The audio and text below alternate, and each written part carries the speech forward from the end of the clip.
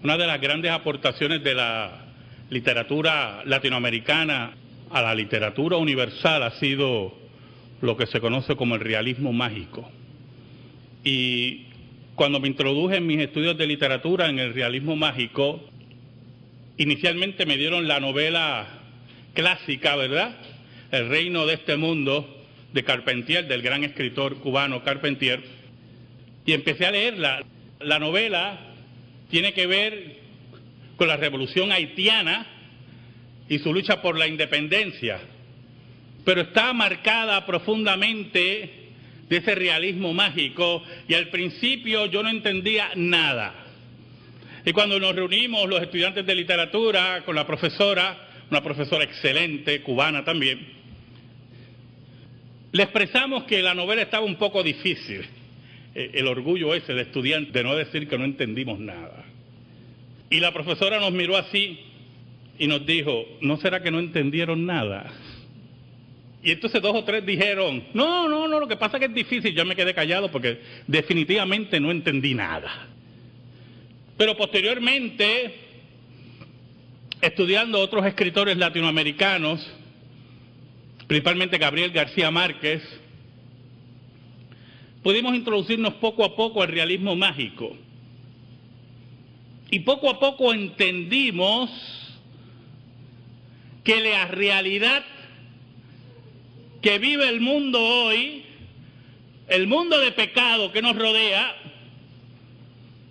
parece mágica, pero toca las fibras profundas de cada ser humano. 170 millones, hermano. Más de 170 millones de discos vendió Whitney Houston, la cantante pop más exitosa de la historia, rodeada de magia, de candilejas. Un día fue descubierta y se olvidó de Jesús, pero Jesús no se olvidó de ella. Yo creo que me acompañen a Lucas capítulo 15, versículos del 1 al 7. El título de mi sermón es En busca del perdido. Dice así la palabra de Dios, en el nombre del Padre, del Hijo y del Espíritu Santo. Se acercaban a Jesús todos los publicanos y pecadores para oírle, y los fariseos y los escribas murmuraban diciendo, este a los pecadores recibe y con ellos come. Entonces él les refirió esta parábola diciendo, ¿qué hombre de vosotros, teniendo 100 ovejas, si pierde una de ellas, no deja las 99 en el desierto y va tras la que se perdió hasta encontrarla? Y cuando la encuentra, la pone sobre sus hombros gozoso, y al llegar a casa reúne a sus amigos y vecinos diciéndoles, gozaos conmigo porque he encontrado mi oveja que se había perdido. Os digo que así habrá más gozo en el cielo por un pecador que se arrepiente que por 99 justos que no necesitan de arrepentimiento. Oramos. Dios bueno y Dios verdadero, venimos ante ti en el nombre de Jesucristo, nuestro Rey y Salvador, el Señor de todas las cosas. Y en esta hora, Señor, te pedimos que perdones nuestros pecados y que nos escondas bajo la sombra de la cruz y que tú seas proclamado. Llega al corazón de tu pueblo, llega al corazón de aquellos que no te conocen, para que conozcan que solamente en ti hay vida eterna y salvación. Te lo pedimos, Señor, en el nombre de Cristo. Amén y amén. Hermano, yo llego una noche a mi casa y pongo CNN, la estación de noticias que está un poquito farandulera últimamente. No sé quién la tomó de dueño, pero está media farandulera. Ha dejado un poquito ese periodismo investigativo, pero lo puse. Y estaban dando la noticia de la muerte de Whitney Houston. Y a mí me impactó mucho. Y empiezo a llamar a mi esposa Y le digo, ven porque hay una noticia interesante, increíble. Y cuando ella entra al cuarto y ve la noticia, se sorprende también. Y yo rápidamente me acuerdo de cómo las noticias nos hablaban de Whitney Houston y cómo se había hundido en el mundo de las drogas, del alcoholismo, cómo su fortuna se iba desapareciendo, su salud estaba desapareciendo, cómo era vista en puntos de drogas, malolientes. Y todo eso vino a mi cabeza en ese momento. Pero también vino a mi cabeza el recuerdo que ella cantaba en la iglesia bautista en los Estados Unidos y que fue descubierta y fue sacada del ambiente cristiano y fue puesta en un ambiente que la fue destruyendo poco a poco. Y me preguntaba, basándome en la Escritura, ¿se habrá reconciliado con Dios? ¿Habrá vuelto a Dios antes de morir? Saben, hermanos, Jesús tenía una encomienda muy importante en su labor, en su ministerio. Él había venido a buscar lo que se había perdido. Y cuando hablamos de pérdida, cuando hablamos de ese dolor de perder una vida, cuando hablamos de desechar la vida, cuando los seres humanos creen que ya no hay oportunidad, cuando los seres humanos creen que ya no hay esperanza para levantarse, cuando la puerta del cielo había sido cerrada por los fariseos y por los escribas, en ese momento histórico llega Jesús e irrumpe en la historia humana.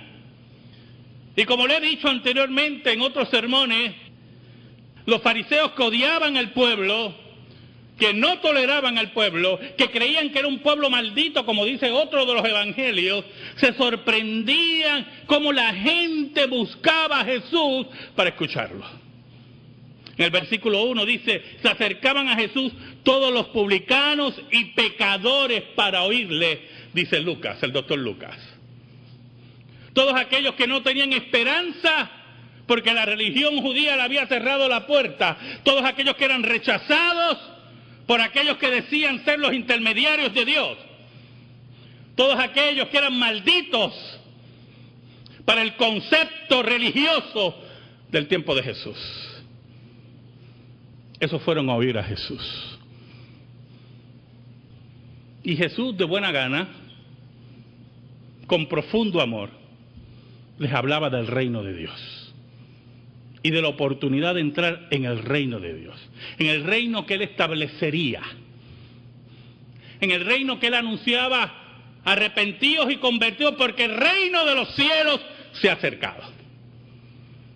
Era el mensaje certero, era el mensaje que dejaba al lado la conversación fofa de los fariseos y de los saduceos y daba el conversatorio viril que se establece en las Escrituras, en la revelación de Dios, en esa revelación que no tiene reversa, en el progreso del reino de Dios. Y le hablaba de la oportunidad de entrar al reino de Dios. Oiga, hermano, qué tremenda oportunidad de entrar al reino de Dios. El versículo 2 nos dice: y los fariseos y los escribas murmuraban diciendo, este a los pecadores recibe y con ellos come.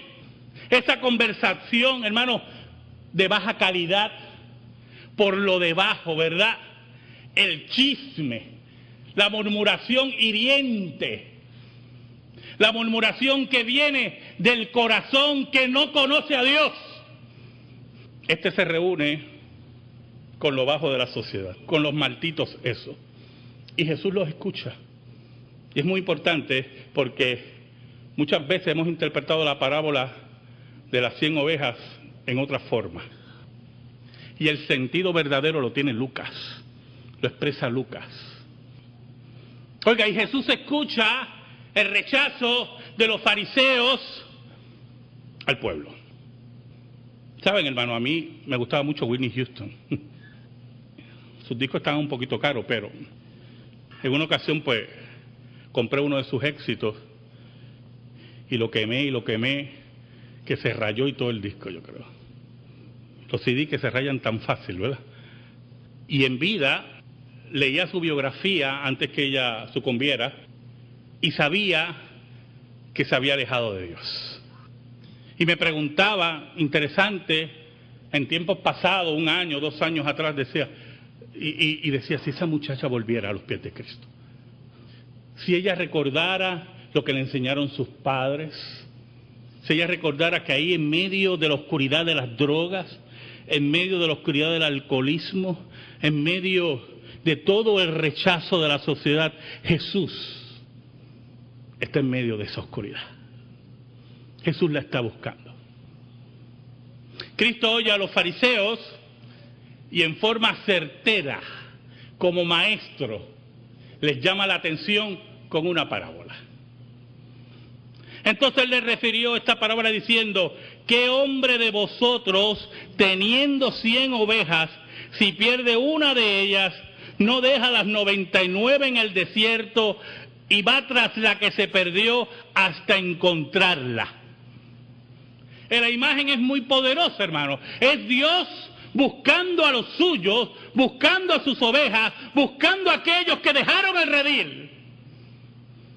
Es Dios moviéndose por los riscos, por las montañas, por las dificultades, buscando a aquel que le pertenece.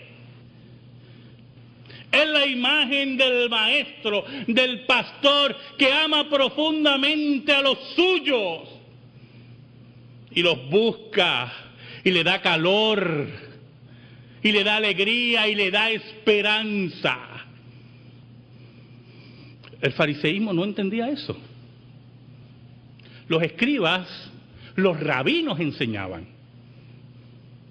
que todo el tiempo el hombre tenía que buscar a Dios, pero que Dios buscara a los suyos. No, esa imagen era ajena al rabinismo del siglo I en el tiempo de Cristo. Es la imagen del Dios que se acerca a aquellos que tienen obras dignas de que Dios se acerque a ti. No es la imagen del Dios que se acerca a aquel que necesita la salvación, aquel que necesita el perdón de Dios. Es la imagen del Dios grosero, el Dios que no tiene misericordia. Es el ídolo de los fariseos que Jesús está destruyendo con esta parábola. El versículo 5 nos dice, y cuando la encuentra la pone sobre sus hombros gozoso. Y yo creo que la imagen es increíble, yo hermano. Dios se acerca a ti, te busca a ti, no importa cuántas veces le diste la espalda, Dios se acerca a ti y te busca a ti. Y Él mismo te toma en sus brazos y te pone sobre sus hombros. Dios mismo te carga, Dios mismo te perdona, Dios mismo te da esperanza. ¿Saben? En una entrevista, Whitney Houston dijo que sí, su esposo la había hundido en el mundo de las drogas. Yo personalmente tengo una filosofía basada en la Escritura. Nadie obliga a nadie. ¿Me oyó? Eso me sonó a la excusa adámica, la mujer que me diste. Pero añadió en la entrevista, mi esposo es mi droga. Estaba tan atada emocionalmente a él que él la dirigía como un perrito faldero, gastaba su dinero y se hundían en un mundo sórdido, sin esperanza. Jesús añade, el versículo 6, hermano. El versículo 6 es tremendo, ¿yo? Y al llegar a casa, reúne a sus amigos y vecinos diciéndoles, gozaos conmigo porque he encontrado mi oveja que se había perdido. No solamente Dios te busca, Dios busca a los suyos. No solamente Dios los levanta, los recoge, los cura, no importa estén heridos, no importa que estén marcados, allí está Jesús. Sino que anuncia al mundo, vengan conmigo y vean. Vengan conmigo aquellos que nos quieren esconder porque hemos conocido a Jesús. Aquellos que no quieren que afirmemos que somos pecadores y por Jesús somos salvos. Jesús le dice al mundo, vengan conmigo porque la oveja que he perdido la he encontrado. Gócense conmigo. Es el anuncio de Dios, de la derrota del pecado y de los enemigos de Dios. Porque todo aquel que es enemigo de la gracia es enemigo de Dios. Es la trompeta de Dios que anuncia la intervención salvífica de Jesús en la historia de la humanidad. ¿Saben, hermano? Yo seguí meditando después de la muerte de Whitney Houston y tengo que admitir que tenía un poquito de coraje. Coraje por la pérdida de una vida. Yo odio la muerte. Jesús odiaba la muerte. Nunca se olviden de eso. Yo siempre se lo he dicho. Frente a la tumba de Lázaro, cuando la Biblia dice que se conmovió, se lo he dicho muchas veces, que se conmovió, en el griego la imagen es que se indignó ante la muerte que llevó a su amigo. Y tenía un poco de coraje por la pérdida de esa vida. Y empecé a leer los reportajes, todo lo que aparecía, teniendo mucho cuidado de esa intención que tiene el ser humano, que a última hora salva a todo el mundo. Todo lo ha leído, ¿verdad? Todo el mundo está en el cielo. Hitler está en el cielo. Yo no sé, todo el mundo está en el cielo. Y esa intención de salvar a todo el mundo, teniendo mucho cuidado con eso. Leí un reportaje en España. Muy importante, hermano. Y no es cuestión de salvar o condenar a Whitney Houston esta tarde. Quiero que me escuchen. El reportaje decía que en el último año Whitney volvió a sus raíces, buscando a Jesús. Su último disco es dedicado a Jesús y a Dios. Pero eso a mí no me conmueve. Pero lo interesante es que afirmaba su fe. Pero hubo algo, hermano, que quiero narrarle en esta tarde, que sí me conmovió, me movió el piso. El día antes de morir, había un concierto de eso, de la basura esa de los Grammy. Si usted ve los Grammy no hay problema, ¿vio? ¿Ok? Usted vea lo que usted quiera. Yo no pierdo. Pero el día antes había un concierto por los Grammy, que era el sábado, el día que murió Whitney. Y ella estaba en el concierto, viendo el concierto, y la identifican. Y le piden que pase y que le canten una canción, a capela al público. Y ella pasa al frente, y uno espera que cante sus éxitos, ¿verdad?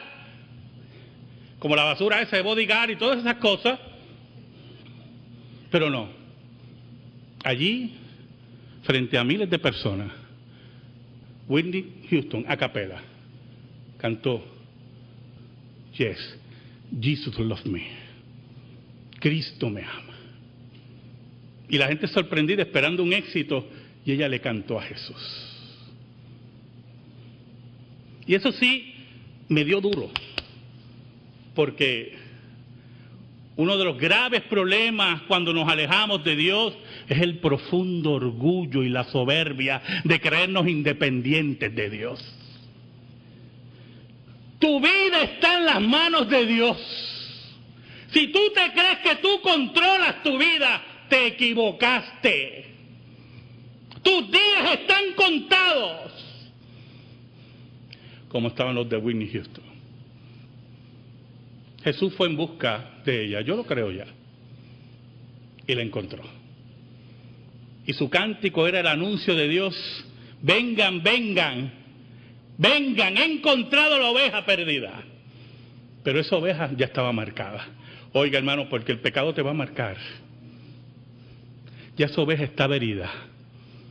Ya esa oveja estaba desorientada, pero estaba en las manos de Jesús. Esa herida que el fariseísmo no entiende. ese pecado que el fariseísmo nunca entenderá, es el que perdona a Dios.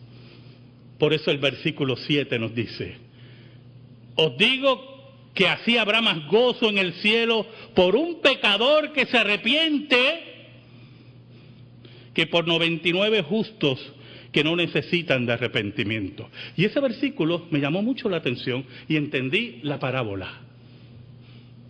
Y yo me imagino a Jesús diciendo la parábola y cuando dice 99 justos mirando a los fariseos. Hay más gozo en el cielo por ese pecador arrepentido, por ese pecador encontrado por Dios, que por ustedes justos que no necesitan arrepentimiento. Hay más gozo en el cielo, hermano, por la oveja herida sanada por Jesús, por el pecador encontrado, que por aquellos que se justifican por sus obras. Yo no sé, hermano. Yo no sé si cuando vayamos al cielo veamos a Whitney Houston. Yo no sé. Yo solamente sé que un día Jesús me amó. Yo solamente sé que un día Jesús te amó. Y un día, hermano, reinaremos con Él para siempre. Amén. Gracias te damos, Señor. Gracias te damos por tu palabra. Única regla de fe y conducta. Atesorar en nuestra vida y en nuestro corazón. En el nombre de Jesús. Amén. Y amén.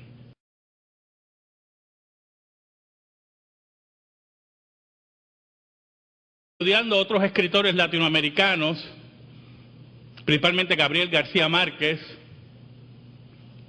pudimos introducirnos poco a poco al realismo mágico. Y poco a poco entendimos que la realidad que vive el mundo hoy, el mundo de pecado que nos rodea, parece mágica, pero toca las fibras profundas de cada ser humano. 170 millones, hermano. Más de 170 millones profundamente de ese realismo mágico, y al principio yo no entendía nada. Y cuando nos reunimos los estudiantes de literatura con la profesora, una profesora excelente, cubana también, le expresamos que la novela estaba un poco difícil. El orgullo ese de estudiante de no decir que no entendimos nada. Y la profesora nos miró así y nos dijo: ¿no será que no entendieron nada? Y entonces 2 o 3 dijeron: no, lo que pasa es que es difícil. Yo me quedé callado porque definitivamente no entendí nada. Pero posteriormente, estos de discos vendió Whitney Houston, la cantante pop más exitosa de la historia, rodeada de magia, de candilejas. Un día fue descubierta y se olvidó de Jesús. Pero Jesús no se olvidó de ella. Yo creo que me acompañen a Lucas capítulo 15, versículos del 1 al 7. El título de mi sermón es En busca del perdido.